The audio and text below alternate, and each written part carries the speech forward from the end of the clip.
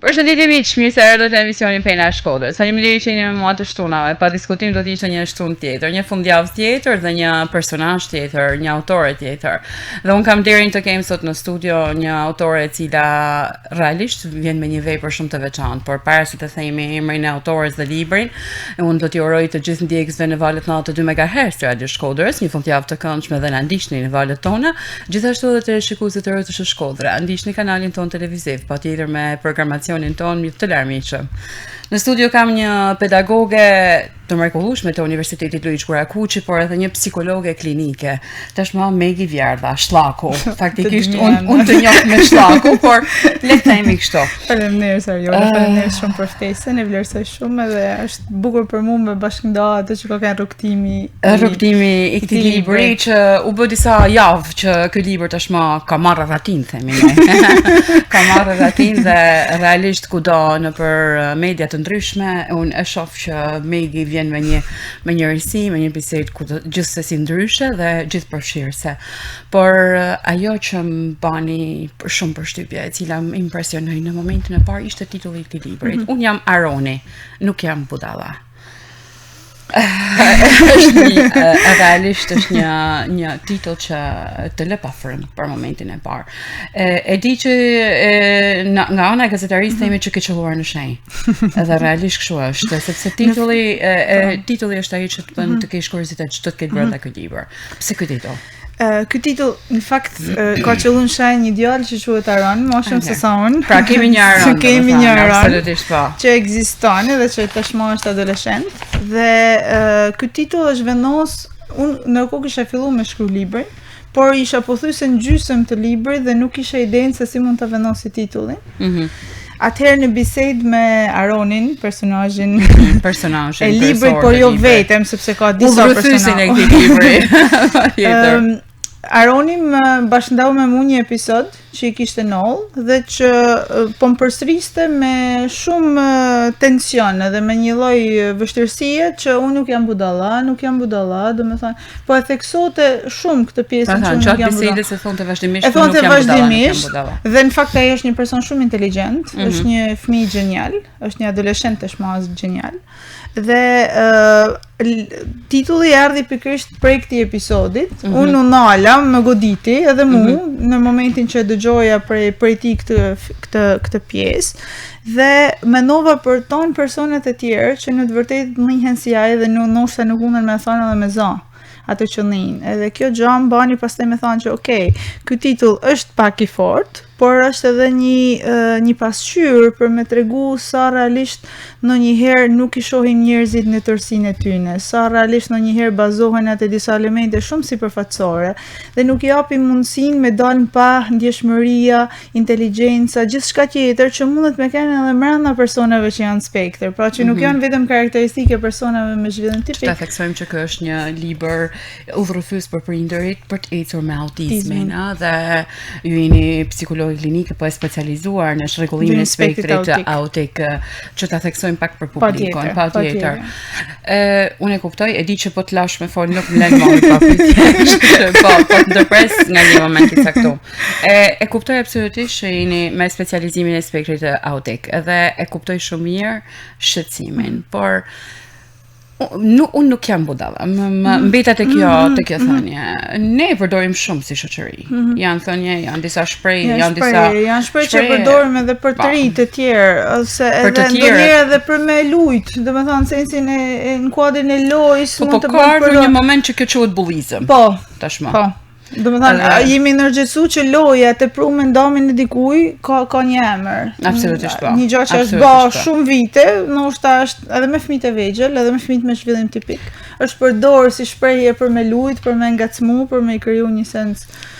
Por është një shprehje që në fakt bën dëm te ndjeshmëria e dikujt. Domethënë njësia që mund të quhesh budalla është diçka që vërtet bën dëm. Ndoshta jo vetëm kur thuhet, por edhe kur e trajtojnë personin si budalla. Dhe unë jam budalla, unë kam dasht dhe kur e kam bashkëndar me prind e fëmijëve në spektër, ato kanë pas gjithë njëjtën njësi, në momentin e parë kanë shpërthyer lot. sepse janë një shumë herë, edhe sikur ata vetë janë të majtë në shtëpi një fëmijë që nuk funksionon. Pra ka një peshën e një realiteti që nuk është ashtu, por që shoqëria shpeshherë ka transmetuar si një defekt, si një mos funksionim. Autizmi, ndërkohë që është diversitet më. Dalëm pak tek kjo, tek pjesa e prindërve që tash kanë në shtëpi një fëmijë me spektrin autik. Realisht njoft të tillë, njoft goxha të tillë, njoft edhe fëmijë të tillë, por ajo që unë kuptoj, unë nuk i shoh si me një spektër ndryshe, nganjëherë i shoh një gjeni ndryshe, sepse ata kanë një përparësi të një lloji gjëje tjetër, absolutisht mendoj që duhet pak inteligjent ta zbulosh atë lloj gjeniu që ndodhet brenda tij. Por sot gatshëm janë prindërit shqiptar. Unë do të mbes tek shoqëria shqiptare. Sot gatshëm janë për të pranuar një person ndryshe në familjen e tyre. Para se me shku të shoqënia, unë mendoj se fokusi kryesor është te profesionistët. Dhe te shoqëria patjetër, por edhe te profesionistët vetë. Kur prind kanë një dyshim, shpeshherë, edhe pse nuk janë gati me pranu një realitet, vitet e fundit kanë bë hapa për me shku dhe për me kërku një impaktin, për me bë një konsult, për me bë një vlerësim, për me kuptu diçka në lidhje me fëmijën e tij. Me kuptu situatën. Kështu që vitet e fundit ka goxha diferencë në këtë aspekt. Domethënë prind janë më të gatshëm edhe pse të friksuar, edhe pse jo gati për me pranuar një diagnozë. Shkojnë diku. Në momentin që shkojnë diku, në eksperiencat e prindve që unë kam taku, janë përballë me fjali shumë të vështira për mu pranu, që nuk është fëmija ka një çrregullim spektrit autik, por fjali si fëmija nuk bëhet, fjali si nuk ka shpresë, fjali si keni ardhur vonë, fjali si e frikshme kjo. Pra, domethënë janë përballë me arrogancë, keni ardhur vonë. Që do me thonë keni ardhur vonë. Në qoftë se ne kena përballë një person me aftësi ndryshe, si pak në kohë më të vonë, si në kohë më të hershme, ajo aftësi mund të ndryshojë, por sidoqoftë nuk mund të thush që patjetër, sepse në fakt në literaturë theksohet ndërhyrja hershme si një formë për me ndihmu fëmin me rikuperu dhe me arrit disa aftësi.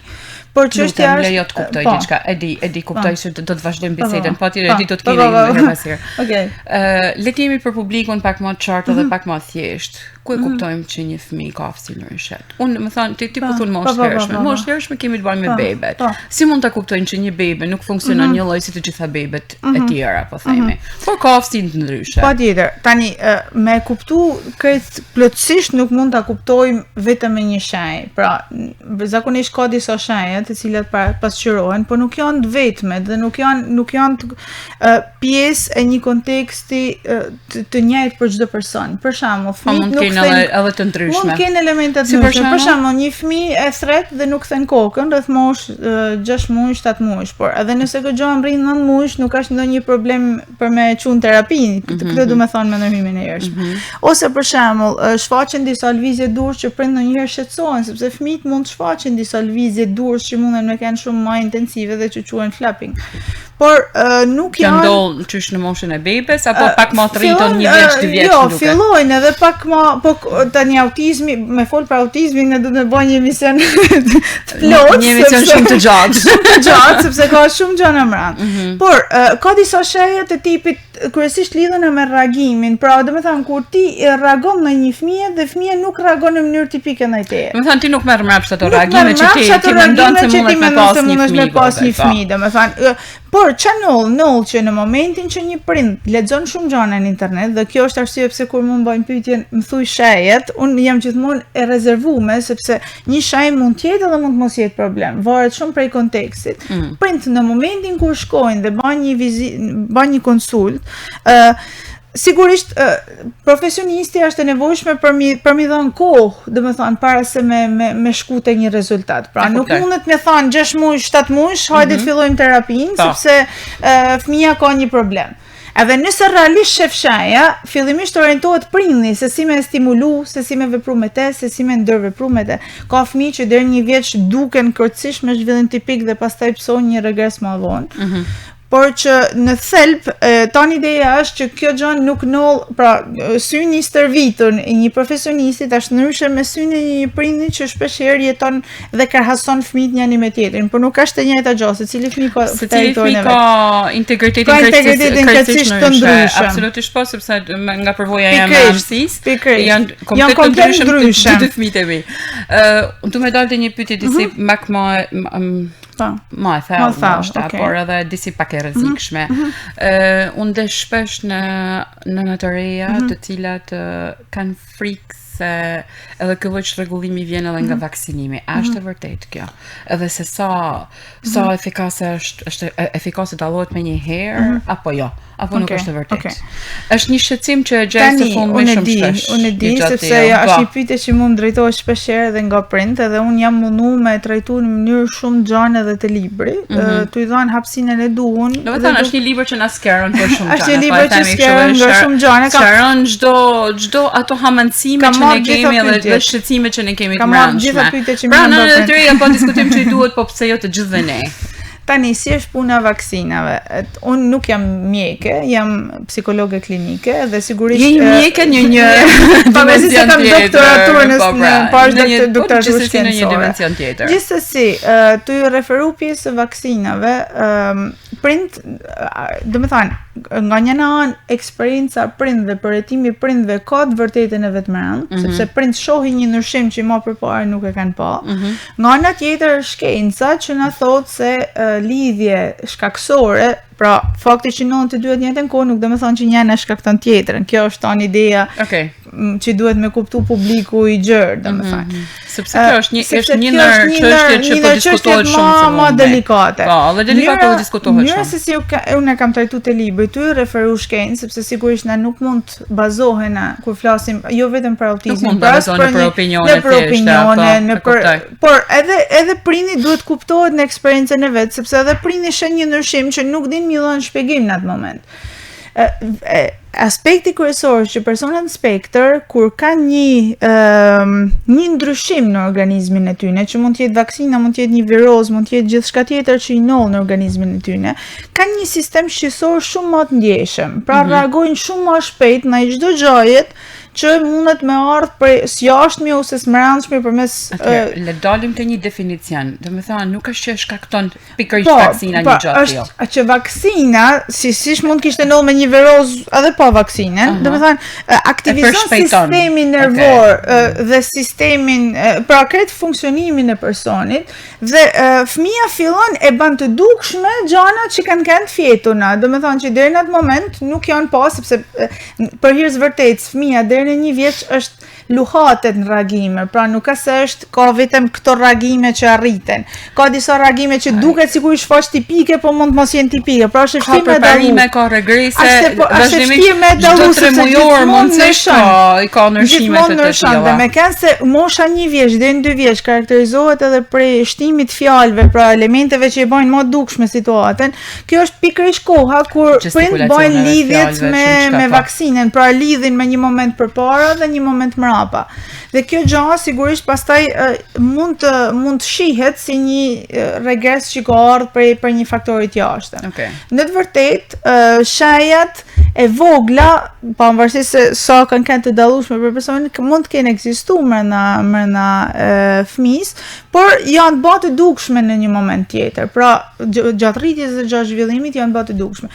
Tani, deri tesh këtë na thot shkenca, po unë jam gjithmonë një person që azhurnohem. Do me thënë në sensin që unë vetë në një moment tjetër mund mjeke klinike, psikologe klinike, po diskutojmë unë shkencën e shoh si një proces, nuk e shoh si një definicion përfundimtar, sepse çdo hap mundet me na tregu diçka që ne nuk e dimë për autizmin. Që deri tani është kjo. Nërsa flasim për autizmin, ne flasim që duhet të ketë një trajtim të veçantë. Sot gatshëm jemi ne si prind që të kemi një person tjetër që merret posaçërisht me fëmijën tonë, edhe është pjesë e rritjes së tij tashmë, i cili ka aftësitë krejtësisht ndryshe nga fëmijët e tjerë, por ama i duhet edhe një person tjetër jashtë familjes që merret me trajtimin e tij. Pra sa e pranojmë këtë fakt që ai fëmijë ka nevojë për një trajtim të veçantë, por edhe për një person krejtësisht të veçantë që nuk është i familjes. Është e vështirë se ne çon tek gjyshat, tek tezet. Edhe një datë do e kena shumë vështirë ende me pranu për me arrit fëmin, por më shumë një person që njofi me dona në shtëpi për më ashtu. Jo më kur kena të një spektri tjetër edhe të një aftësie tjetër. Patjetër. Tu bazu të lidhja që fëmia është në gjendje me kriju me personat e tjerë, gjithmonë rekomandohet që trajtimet me fillu mitet më të mujsh. Pra, domethënë, edhe pse mund të ketë elemente që vërehen më përpara, edhe pse i jepet sugjerim prindve për disa ushtrime ose diçka që mund të bëjmë me ta. Gjithmonë fëmia është gati për me u lidh me një figurë tjetër atashimit, pasi ka kriju një lloj pjekurie brenda tij pavarësisht se është akoma i vogël. Por sa janë gati prind janë më gati se sa ishin para 5 viteve ose para 10 viteve. Ka ndryshuar goxha. Tani na të vuri ndoshta edhe ekstremin tjetër, për shembull fëmijë që shkojnë për proces terapie dhe që realisht nuk ka nevojë për terapi. Pra ashtu vuri edhe ky faktori tjetër. Pse shkojnë terapi? Shkojnë sepse prindi mund të ketë ankth, se ka pa 2-3 video që ka një sjellje, e çon fëmin për vlerësim dhe pastaj në momentin që çon për vlerësim, do me thonë mund t'i thonë hajde se pa ndihmoj me këtë pjesë, gjana që për shembull fëmia mund t'i zhvillojnë edhe në mënyrë të natyrshme përmes ndërveprimit me personat e familjes. Pra shohim pak tani kena kalu pak në ekstremin tjetër. Dy anë të medaljes. Ka dy anë të medaljes. Ana tjetër është me shku përpara, sesa dhe unë kam trajtuar gjëra gjatë këtë gjatë e librit, edhe tu kuptuar njësinë e prindve, sepse prind kanë frikë, jetojmë në një kohë ku ka shumë gjëra të pakjarta dhe normalisht secili prind vend dyshim a është kjo rruga, është një rrugë tjetër, por është mirë që të jena të balancuar në sensin që të kërkojmë sigurisht një mendim ose diçka kur mendojmë se diçka është e ndryshme me fëmin, por edhe të mos zhytemi në me njëherë pa e menu se cilin prej hapave mundën na me njek. Sa ka po them bota digjitale, qoftë në përhapjen e informacionit, por qoftë edhe jo thjesht në këtë, por edhe në rritjen e fëmijëve. Ka një kushtim. Mendoj që jena pak më të nërgjithësuar, sepse fillume duke lëshuar njëherë këto aparatet, jo telefona, jo tableta fëmijëve në dorë, por se është jena nërgjithësuar pak që me si më thënë, me një lloj kamate, si thonë, me një lloj sasie të caktuar, me jalan ose me një orari të caktuar edhe këto fëmijë dhe por sa ka ndiku kjo, qoftë edhe prindi, qoftë edhe tek fëmia. Ka ndiku shumë, te prind njëherë ka ndiku shumë në faktin që informacionet janë të pafundme, por edhe të pafiltrume. Do të thonë prindi gjendet kudo me kliku, ka informacione që e bëjnë konfuz dhe nuk din cila është situata, cila është e vërtetë, çfarë do të më besuan. Shumë prind thonë çfarë do të më besuan. Po pra, ju ai këshilloni që ata të hinë me hulumtu sepse kina prind që hulumtojnë, po hulumtojnë më shumë se duhet. Hyn kaq shumë të. Por si thamon me hulumtu, domethënë unë i tham me shku të burimi informacioni, pra të studimet, jo se nuk është çështja çfarë tham unë ose çfarë thot dikush tjetër. Çështja është ku bazohet ky informacion, a ka një të vërtetë shkencore mas kësaj, sepse shumë gjëra më mirë se sa mund t'i kuptosh vetë dhe mund t'i unë për një kam bë librin, domethënë jo për me marr librin si një të vërtetë absolute. E ke marr thjesht udhërrëfys. Por i thu udhërrëfys, domethënë që është ka keni me pas gjëra për të tjera, po është një me emra në librit, po. Është një linjë që prindi mundet me pas dhe mundet edhe me studiu vetë, sepse aty ka pavarësisht se është me një gjuhë thjesht, është libër që ka i referohet shkencë, edhe pse është i bën për publikun e gjerë, pra nuk është me ato termat e vështirë që prind më thonë që nuk di se si mi shpjegu. Pra është e bën me gjuhë thjesht, por është me qëllimin që me shkollet e burimi, pra me shku me kontrollu, për shembull, nëse ky studim si është me lexu më shumë. Do të thonë edhe mi kriju prindve idenë që nuk ka vetëm një formë. Te fëmia ka ndikuar edhe më shumë kjo pjesa e teknologjisë, sepse në të vërtetë ne dalim kollaj edhe thona që zero teknologji, por ne jena pjesë e teknologjisë. Unë gjithmonë kur unë sigurisht jam pro një trajtimit të po thona të zbutun edhe të kontrolluar të përdorim me një masë caktuar, por nuk mund të shkojmë në zero teknologji, pra sepse bota po kalon përmes teknologjisë. Është e pamujtur. Tashmë mu kthy mrapsht edhe mu kthy në variantin kur teknologjia nuk ekziston. Po gjithçka është te kur edhe si, edhe për çfarë, domethënë këto për mua janë ato që e ndihmojnë prindin për me kuptu, sepse unë për shembull ja kam shpjegu prindve dhe kur bëj trajnime që ka video që janë të buta për synin edhe me pak stimuj, ka video që kanë shumë stimuj. Pra domethënë edhe çai u ofron fëmijës. Domethënë nervin e Edhe çai u ofron fëmijës garanci. Pra nuk është njësoj si mi dhan me pa 10 minuta një video ose diçka në YouTube që është shumë e shpejt me imazhe, ku imazhet ndryshojnë çdo 2 sekonda, 1 sekondë, 2 sekonda. Dhe si me pa një video që është me imazhe më të ngadalta që ndryshojnë dhe që kanë një sens tjetër. Pra e njëjta kohë nuk është njësoj në varësi të asaj që shohim. Është një gjë që s'e kena diskutuar se herë dhe nuk e kuptojmë deri në momentin që e dëgjojmë për herë të parë.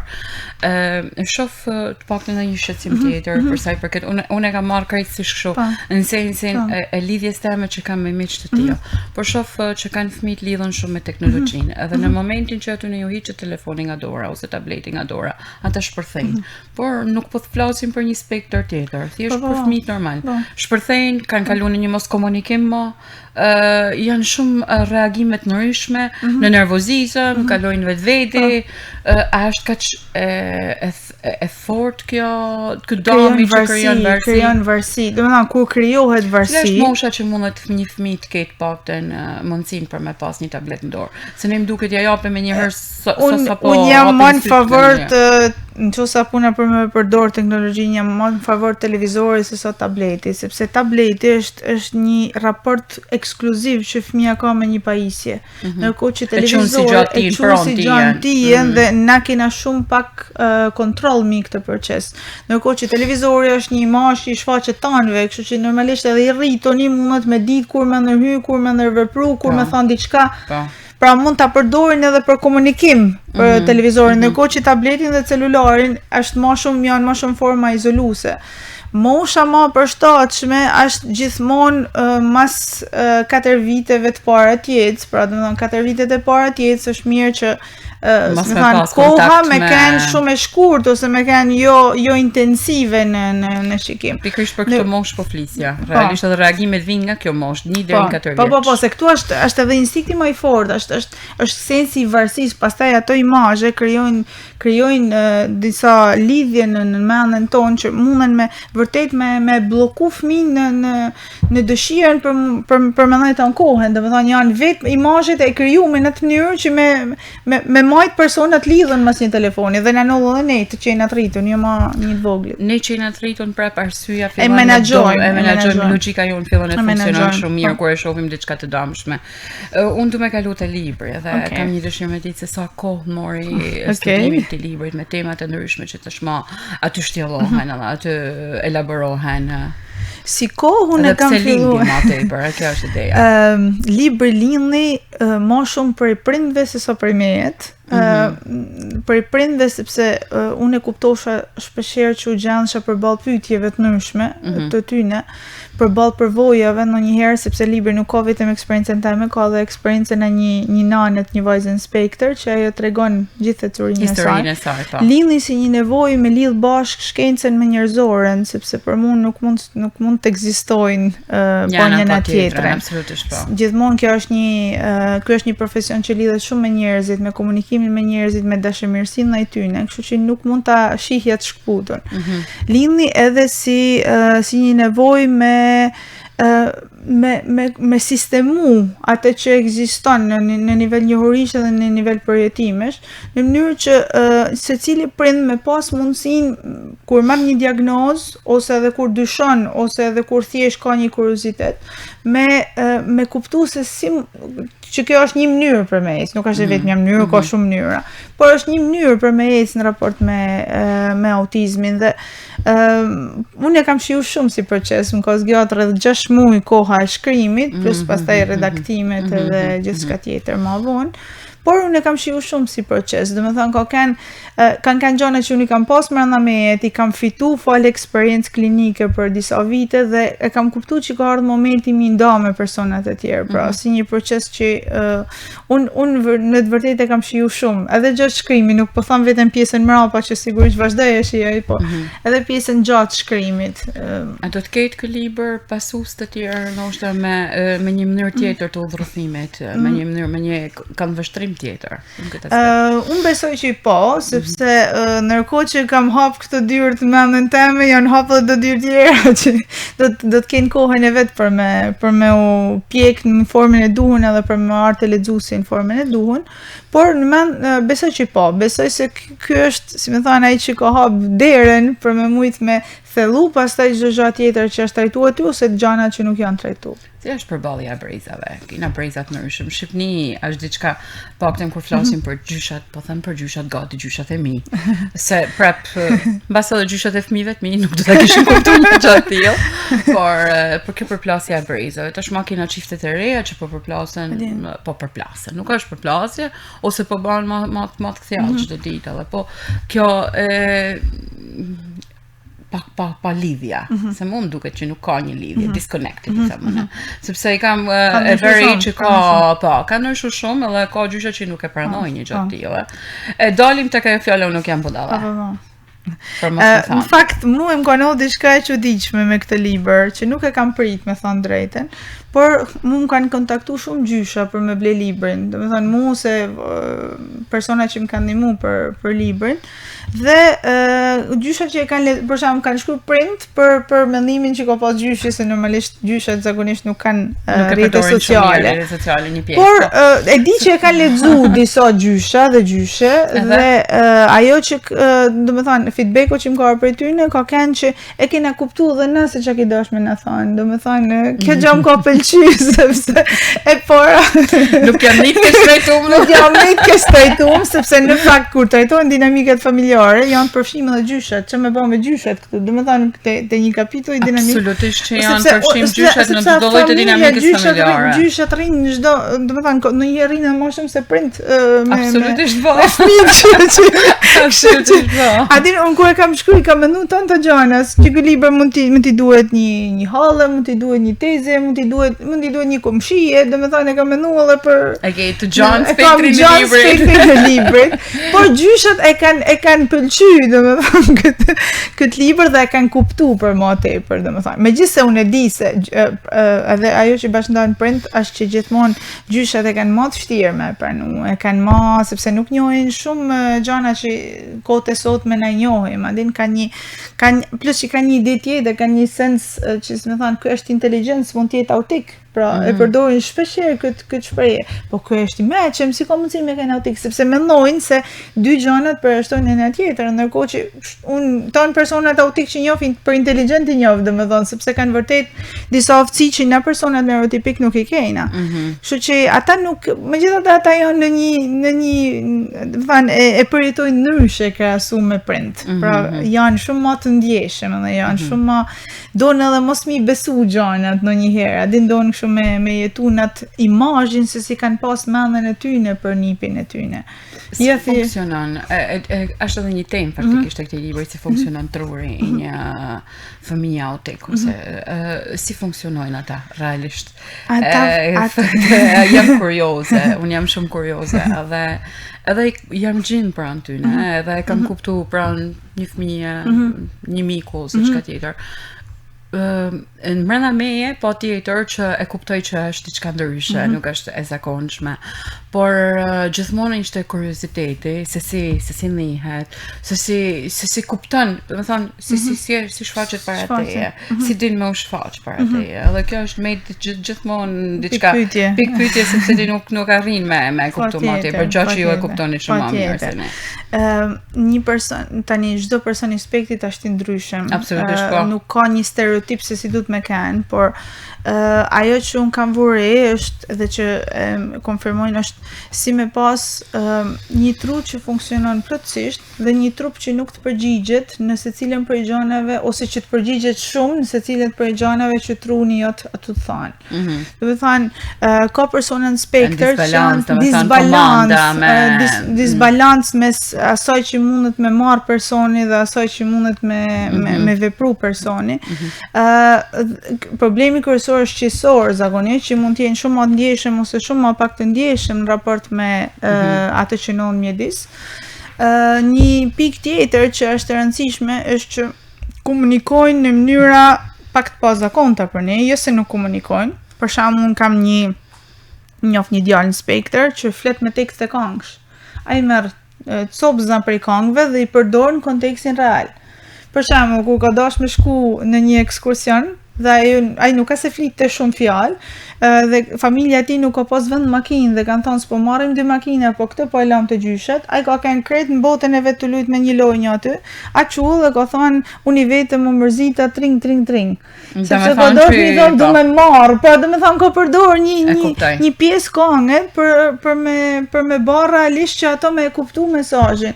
Pra kjo formë komunikimi, nëse nuk stërviten në ne nuk e kuptojmë dot. Mund ta anashkalojmë ose mund të thonë për shembull të thonë një fjali që s'ka lidhje. Ose ata për shembull mundën me thonë një fjali që e kanë dhënë në një situatë caktuar dhe i ka shkaktuar një emocion, për shembull diçka që e ka bërë nervoz edhe mban mend fjalinë, dhe në një situatë tjetër kur bëhet me nerva përdor një njëjtën fjali, pavarësisht se s'ka lidhje me kontekstin aty. Nuk ka lidhje me kontekstin. Pra asgjë nuk është e rastësishme në kuptimin që më thonë që ky fëmijë flet pa arsye ose po përsërit një fjali pa arsye. Gjithçka është e lidhur me një episod, por që ne nuk e dëshifrojmë dot gjithmonë, sepse nuk kena kanë në ton situatat. Dhe vështirësia më e madhe është te perspektiva, te empatia jonë ndaj tij, jo te empatia e tij ndaj nesh. Sepse shpesh paragjykohen persona inspektor. I thuhet që nuk kanë empati, por ata kanë më shumë se na empati. Ata përthithin çdo gjë, mësuesja mund t'i bërtasin në shkollë një fëmijë tjetër, dhe ai mundet mundi keq sepse nuk e diferencon dot që është një gjë që sikonoll atij. Pra, përthith mjedis çdo gjë që merr sikur ti ishte mirëqen për ta. E merr sikur ti ishte mirëqen për të dhe merr çdo gjë prej mjedisit. Pra, është si mes me pas filtra, asnjë lloj filtri dhe rreth rrotull, dhe ti përthith çdo gjë që në mjedis. Dhe kjo është arsye pse shpesh ata kanë shpërthime emocionale. Sepse me kanë një dhomë dhe me marr çdo stimul është shumë e rëndë për ty një farë pike, sepse nuk njeriu e filtron zakonisht, thotë kjo më intereson, kjo s'më intereson. Për ta është kjo më përket, kjo s'më përket. Domethënë ndërkohë që ata e ndin çdo gjë që në mjedis, edhe gjanat, edhe kur duken të humbur në botën e tyre, edhe kur duket sikur s'kuptojnë, në të vërtetë janë të përthithë çdo gjë që në aty. Kështu që është më shumë të aftësia jon për mi kuptuar ata se sa te detyrimi jon që ata mos sjell si dona na në mënyrë që mu bë të kuptueshëm për nesh. Pra është thirrje më shumë për ne mos stërvit se sa për gati ekzistenciale. Çka po ndodh me botën?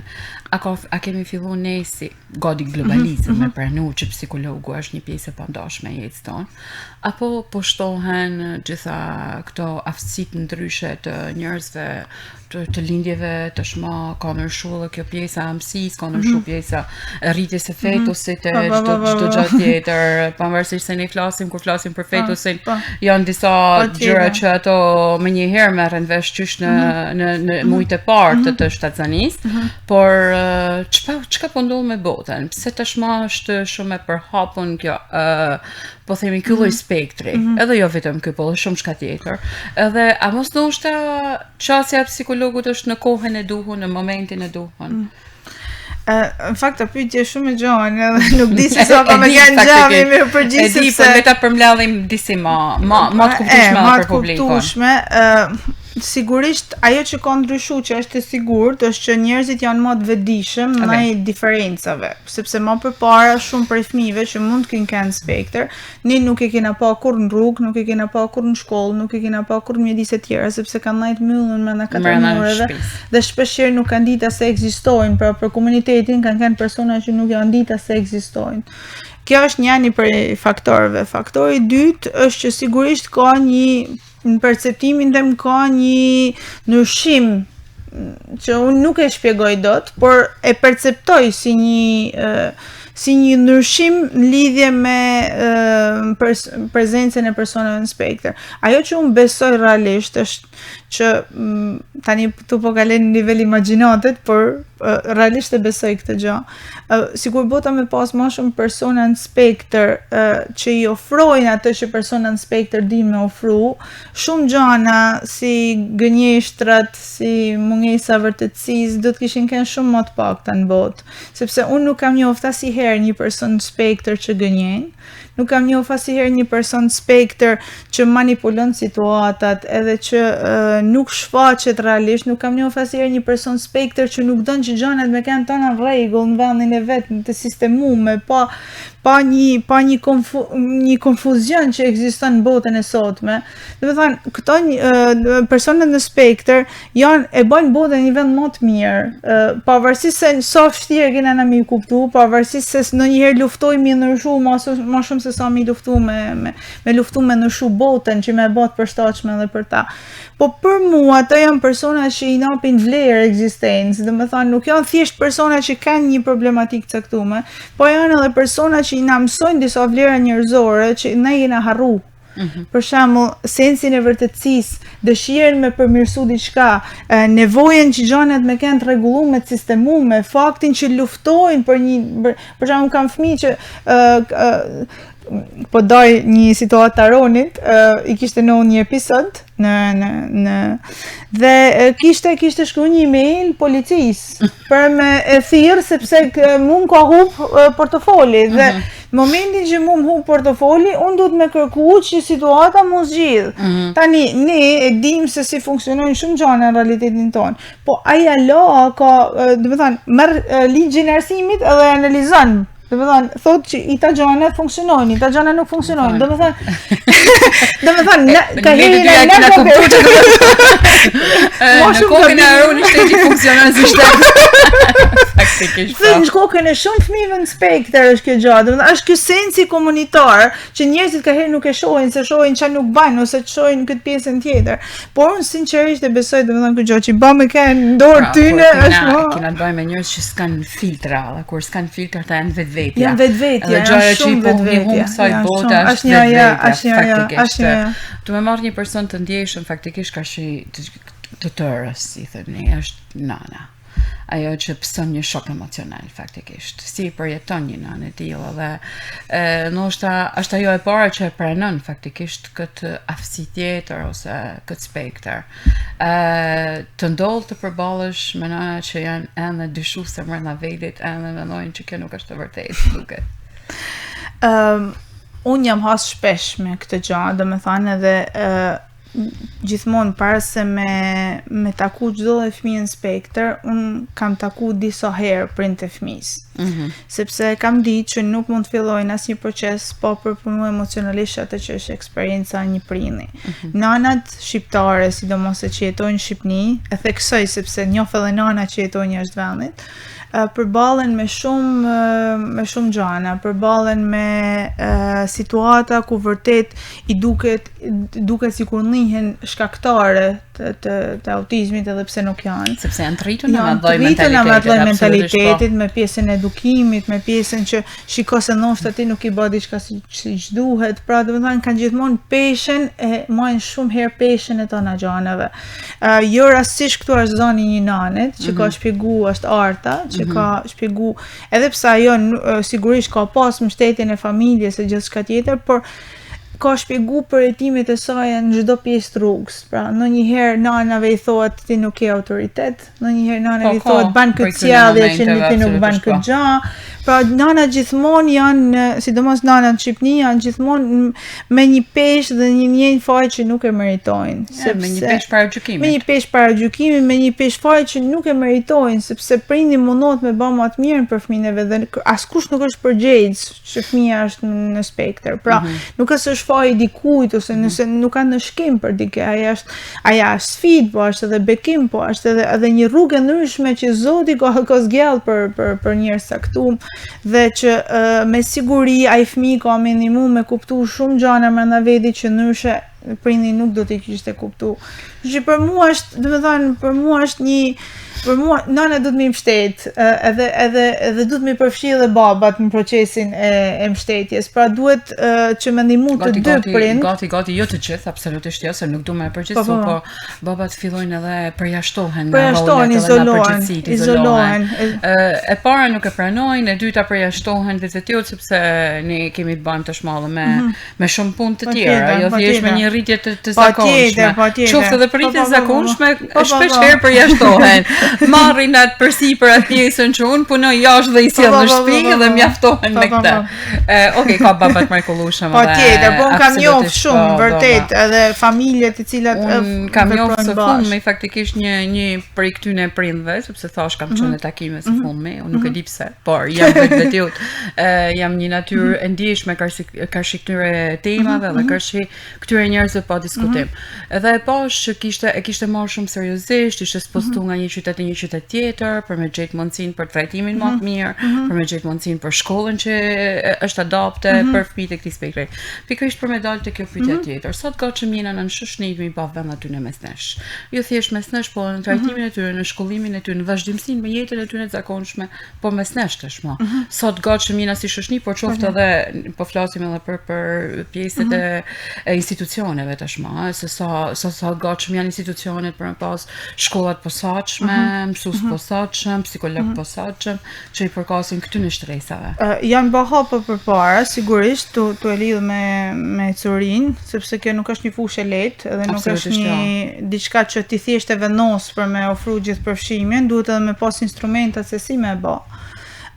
Për mua ka shumë u bë në nivel njerëzor, më shumë se sa në nivel thjesht institucional. Në nivel njerëzor, sepse ne duhet me fillu me na interesu vërtet persona në spektër, mas mi pas i pesh. Unë kam trajtu të libri edhe pjesën e shkollës, pjesën e terapive dhe se cilën prej pjesëve që nikojnë. Shumë prind kanë shkruar dhe më kanë thënë shiko se unë po mendoj më arë për këtu, më arë për atje, mu spostu me bë diçka për fëmijën tim etj. Unë i kuptoj se eksperiencat e prindve janë të ndryshme. Personalisht unë mendoj se secili vend duhet me ofru atë që duhet me ofru, sepse për familjen është shumë e vështirë me mjetu një proces ndryshimi që ndoshta edhe fëmijë si ndikon negativisht, sepse do të lanë tonë mjediset që ai ka dhe ndikon emocionalisht shumë edhe te fëmia. Por ajo që dhe ajo që unë kërkoj edhe që një farë mënyrë kërkoj edhe nga komuniteti është pjesa që me fillu me pa autizmin si një formë ndryshme funksionimit, jo si një defekt muhek, jo si një diçka që fëmia vendoset aty në klasë, është në bankën e fundit ka një mësues, por klasa nuk e din se ekziston aty. E kuptoj domethënë një gjë të tillë, por a kemi ne klasat posaçme? A duhet kemi klasat posaçme? Apo ata le të jenë pjesë të tërës? Si duhet funksionojë mësimi, domethënë, tashmë nëpër shkolla. Kjo është e pjesa. Si duhet trajtohen ata? Patjetër, ka pas shumë hapa përpara në fakt në këtë sens, sepse fëmijët janë tashmë pjesë e klasave, por ajo që mendoj se nevojitet është pjesa që të vërtet bajnë eksperiencën bashkë me klasën. Pra që ndonjëherë edhe klasat modifikojnë mënyrën se si funksionon për mi bë vend diversitetit me anjeve. Kjo është një formë e cila don kohë për me mrrit, sepse varet edhe se sa jena gati dhe si shoqëni me pranu. Ndonjëherë edhe vetë mësuesat thonë që unë mund ta baj, po ndonjëherë prind munden me kanë skeptik ose do një rezultat caktuar te fëmijët e tyre. Kjo është ideja, pra, kjo është ideja me pas një rezultat, por në bota tashmë nuk po shkon vetëm te pjesa e rezultateve, pra nuk është e rëndësishme vetëm që nxënësit me marrë 10 në klasë, është e rëndësishme që me mësu dhe diversitetin, me mësu me bashkëtu me të ndryshmin, me mësu me bë një mësim një ditë një formë ndryshe, me mësu që tjetri ka rëndësi për te. Do të thënë, është për mua eksperjenca mësimdhënies, edhe si pedagoge në universitet, është edhe ajo që krijojnë komunitet. Unë edhe me studentat e mi nuk bazohem kur vetëm te performanca tyne, vetëm të rezultati tyne, bazohem të klima, bazohem të marrëdhënie, bazohem të fakti që vërtet ata të bajnë një eksperiencë të bukur universitare, jo thjesht që ata të marrin një notë në fund e të marrin disa dije. Që tu nis te kjo logjik që unë zbatoj, sigurisht që pres dhe mendoj se me kalimin e kohës kena me të prirën për me modifiku edhe në mënyra tradicionale të mësimdhënies, sepse bota nuk është më tradicionale. Pra ajo që ka ndryshu jashtë, duhet me fillu me na ndryshu pak edhe së mbrëmshmit. Unë e kuptoj që po fillu me temat caktume, nuk do të mbarojmë, si shte do të duhen jo vetëm një emision, po disa. Edhe preferenca jam edhe pasa më shpesh psikolog në emisionin Pena e Shkodrës, është një ndër ato ndjesit më të bukura që unë ndeshim her pas here në këtë emision. Unë faleminderes të falenderoj realisht për mënyrën se si e ke sjell një çështje të tillë, për librin që ke sjell, një libër i cili mendoj që ka më qenë një udhëfys, po edhe një mënyrë për me kuptu një botë tjetër. Dhe të faleminderes edhe për këtë bisedë sa sinqert po dhe dinamike realisht. Faleminderes Ariole. Të dashur miq, ky ishte emisioni për këtë të shtunë. Pa diskutim e di që do të keni shumë pikë pyetje brenda jush, po do të gjejmë një moment të dytë. Absolutisht po premtoj që do të kemi një moment të dytë për të diskutuar edhe më thellë disi në temat jo vetëm të këtij libri. Do të kemi pyetje të reja pa diskutim. Profesoresha sa na premtoi një gjë të tillë. Mirupafshim të shtunën tjetër së bashku.